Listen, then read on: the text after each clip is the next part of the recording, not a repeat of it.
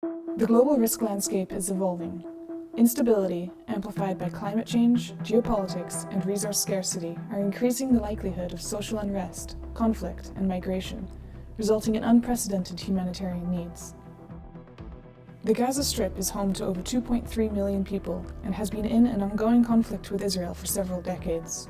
As a result of a 17-year blockade, more than half of the people in Gaza depend on international humanitarian aid to meet their basic needs. Even prior to the recent unprecedented escalation in conflict, the capacity of local institutions had degraded, limiting their ability to repair and maintain critical infrastructure, such as water, sewage, and electricity systems. This limits the provision of other essential services, including healthcare, food supply, and education. Very quickly, we can see how these systems start to crumble. The role of the humanitarian sector is to help improve stability, but how should it intervene?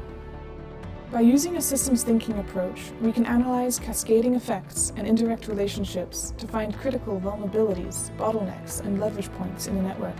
These insights show where in the system we can make the most impact and strengthen the resilience of essential services. For example, through my work in Gaza before the 2023 war, my team and I had mapped the essential services in Gaza and identified unreliable power supply to be a major vulnerability for hospitals. To strengthen their resilience, we installed smart grid components into the electricity network, which prioritized electricity to the hospitals. And in the case of grid failure, we installed synchronization systems for backup generators and solar panels. With these kinds of interventions, we built in flexibility and redundancy and strengthened the robustness of hospitals' power systems, hopefully making them more resilient to future crises.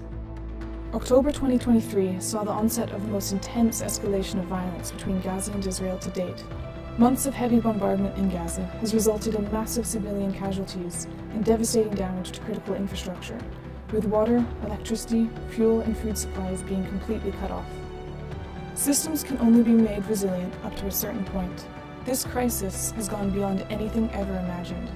After the electricity supply to Gaza was shut down, some hospitals were able to rely on their backup power systems and ration their fuel supply to maintain operations for several weeks, allowing doctors to continue saving lives. While these are just small glimmers of resilience in the face of this immense tragedy, these strategies can be potentially scaled up, and humanitarian organizations can apply systems thinking to other complex crises elsewhere in the world.